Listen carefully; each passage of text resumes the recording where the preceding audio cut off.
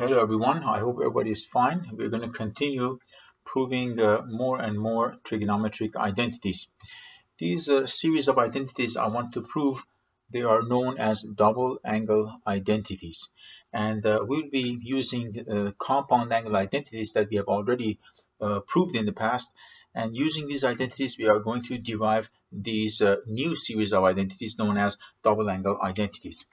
So we said that sine of alpha plus beta is equal to sine of alpha cos of beta plus cos alpha sine of beta.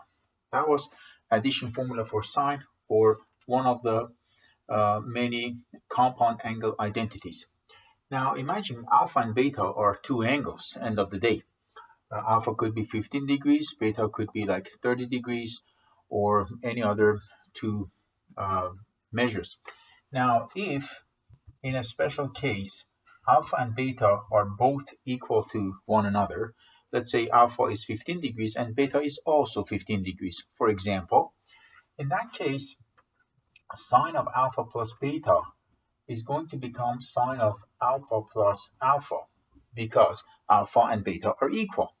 So this is going to be sine of 2 alpha, known as sine of double angle.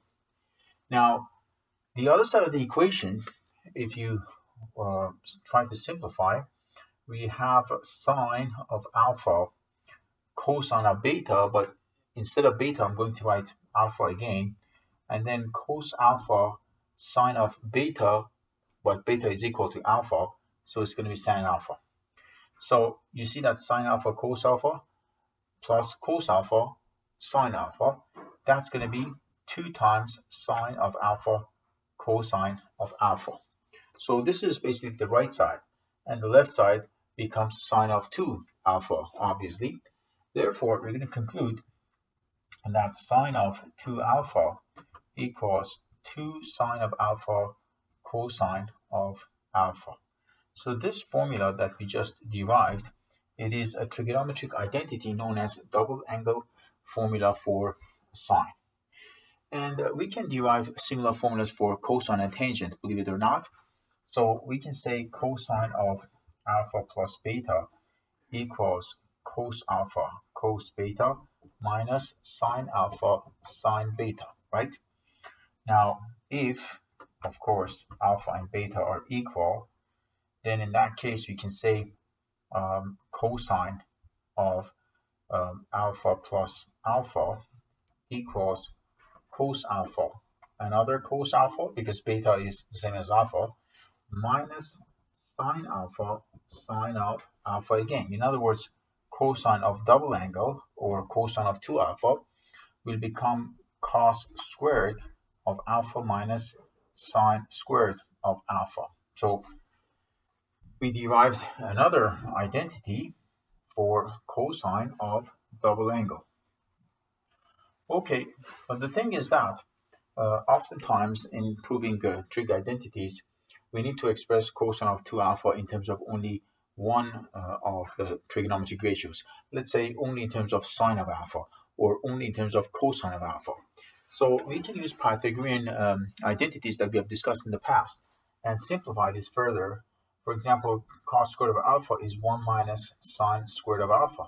So if you plug in 1 minus sine squared instead of cos squared alpha here and collect like terms, you end up with 1 minus 2 sine squared of alpha, because 1 minus sine squared alpha minus another sine squared of alpha would be 1 minus 2 sine squared of alpha. So this way, we are expressing cosine of 2 alpha, double angle, in terms of only sine of alpha. Or you can just consider sine squared of alpha, which is equal to 1 minus cos squared of alpha. So this way, you substitute 1 minus cos squared instead of sine squared, so you get cos squared of alpha minus 1 plus cos squared of alpha. So that would be 2 cosine squared of alpha minus 1. So in other words, there is 3 forms for cosine of double angle, 3 formulas, 3 identities that you can use depending on what kind of question you're doing, and whichever is useful, you're going to use that one. Cosine of 2 alpha is either equal to cos squared of alpha minus sine squared of alpha, or if you want to express it only in terms of sine, it would be equal to 1 minus 2 sine squared of alpha, or if you want to express it only in terms of cosine, it will be 2 cosine squared of alpha minus 1. All of these identities are totally valid. So after sine and cosine of double angle, we're going to move on to tangent of double angle. So we have tangent of alpha plus beta equals tan alpha plus tan of beta over 1 minus tan alpha tan beta. Now, if alpha and beta are two equal angles, then tangent of alpha plus alpha will be tangent of double angle 2 alpha. And on the right side, we have tan alpha plus another tan alpha over 1 minus tangent of alpha times another tangent of alpha. So after we simplify the right hand side, we get 2 times tangent of alpha and 1 minus tangent squared of alpha. So this becomes the double angle formula for tangent, basically. So we prove the three formulas: sine of double angle, cosine of double angle, and tangent of double angle. Just to give you an example, if you consider sine of 60 degrees, which is actually 2 times 30 degrees, you can say this is equal to 2 times sine of 30 degrees times cosine of 30 degrees. And this can easily be verified, of course. You can use a calculator and check to see if this is correct or not. Basically, sine of 30 is 1/2, and cosine of 30 is root 3 over 2, and left side sine of 60 is also root 3 over 2. So if you simplify the right side, you see that left side equals right side. Therefore, this identity is actually a true identity, and it's not only true for 30-degree angle and 60-degree angle, but it's true for any angle and its double angle. For example, pick an angle, let's say 14, okay? So 2 times sine of 14 degrees times cosine of 14 degrees is equal to sine of double the angle, which is sine of 28 degrees, because 2 times 14 is 28. And similarly, for the other identities, you can say the same thing. For example, cosine of 50-degree angle equals 2 times cosine squared of 25-degree angle minus 1, because all that matters is that the angle on the right side must be half the angle on the left side. On the left side, we have the double angle. On the right side, we have the single angle, which is alpha. So that's what matters. And you can easily verify this with a calculator to see if 2 times cosine squared of 25 degrees minus 1 is equal to cosine of 50 degrees or not. You can verify this easily with a calculator. So these were the formulas for double angle. Now, perhaps we can do some more examples.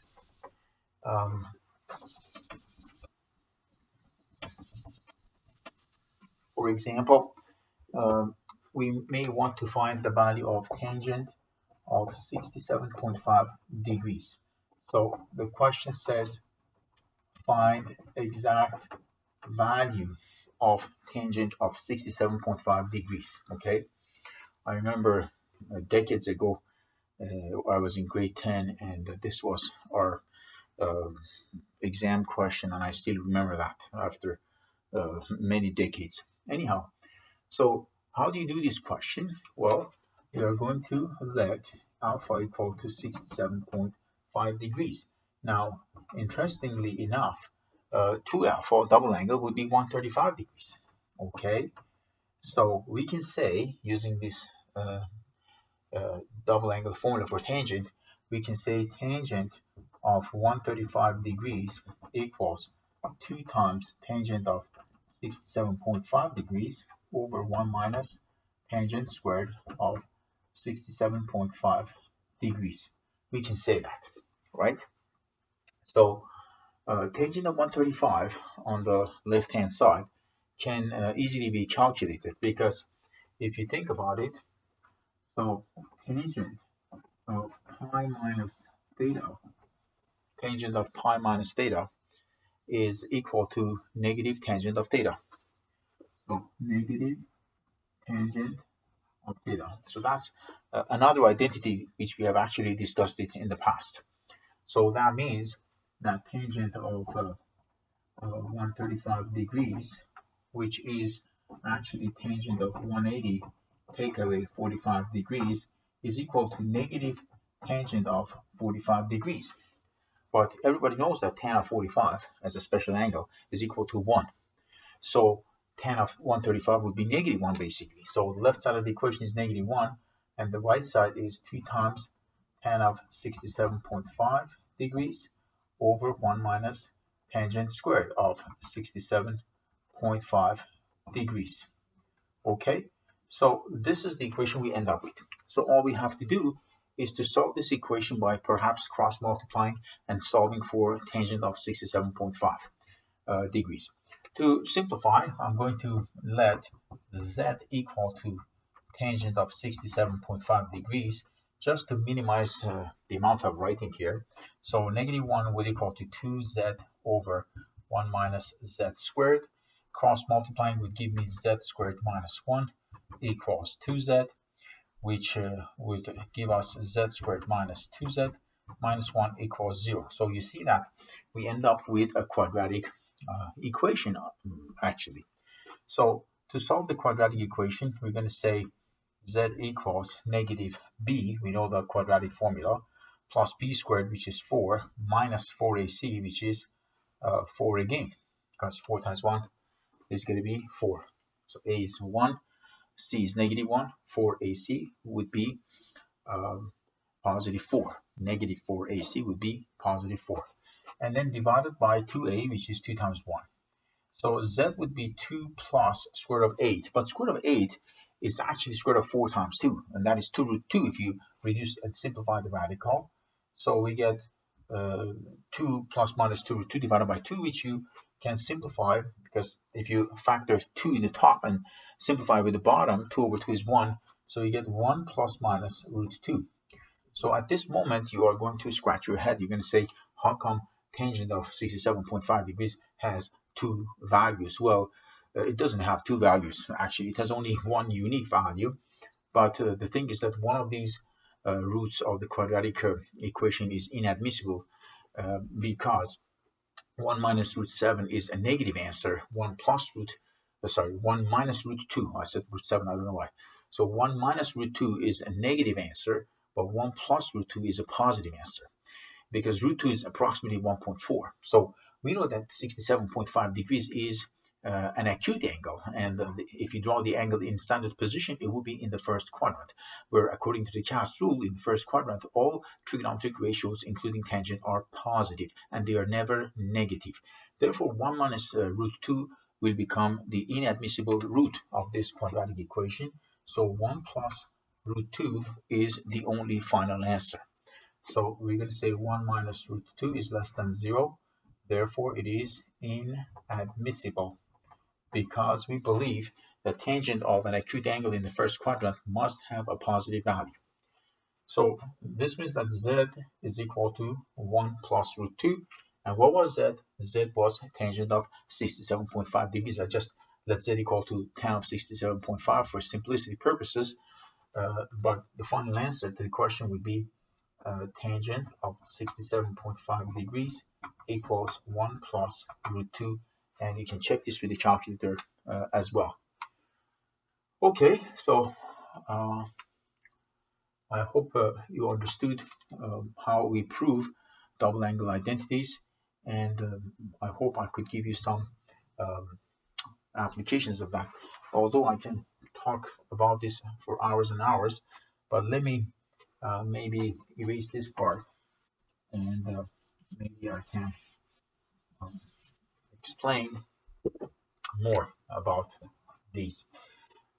Another example I can give you would be about the following.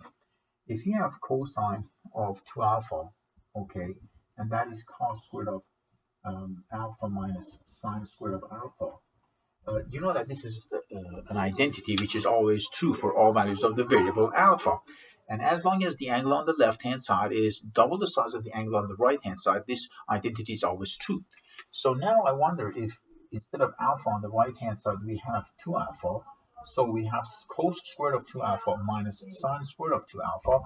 I wonder what the answer on the left-hand side will be. Imagine instead of alpha, we have 2 alpha. So instead of 2 alpha on the left side, we must have 2 times 2 alpha, which is 4 alpha. So in this way, we are generating another identity for cosine of 4 times the angle. So cosine of 4 alpha equals cosine squared of 2 alpha minus sine squared of 2 alpha. And of course, you can use the other identities as well. You can say this is actually equal to 2 cosine squared of 2 alpha minus 1, or 1 minus 2 sine squared of 2 alpha. And similarly, you can continue. You can say cosine of 6 alpha equals cosine squared of 3 alpha minus sine squared of 3 alpha. As long as the angle on the left side is double the angle on the right side, you can keep writing identities one after another. You can even write cosine of 8 alpha as cos squared of 4 alpha minus sine squared of 4 alpha. Or you can even write cosine of alpha equals cosine squared of half angle, which is alpha over 2, minus sine squared of half angle, which is alpha over 2. So again, you see that as long as the angle on the left-hand side, in this case alpha, is double the size of the angle on the right side, in this case alpha over 2, the identity would still be valid and it would work. And what I said here is kind of interesting because you can come up with infinite number of identities. And this is also true for sine. Like I can say, for example, here sine of 2 alpha is 2 sine alpha cos alpha. I can say, for example, sine of 4 alpha equals 2 times sine of double angle times cosine of double angle. Or I can say sine of 6 alpha equals 2 times sine of 3 alpha times cosine of 3 alpha, and so on and so forth. So you see that you can generate infinite number of trigonometric identities just using these basic double angle identities. Same thing is also true for tangent. And it's interesting that from one identity we proved, you can generate many identities as necessary. Yeah, so far this much. We're going to talk more about trig identities in future. Thank you for your attention.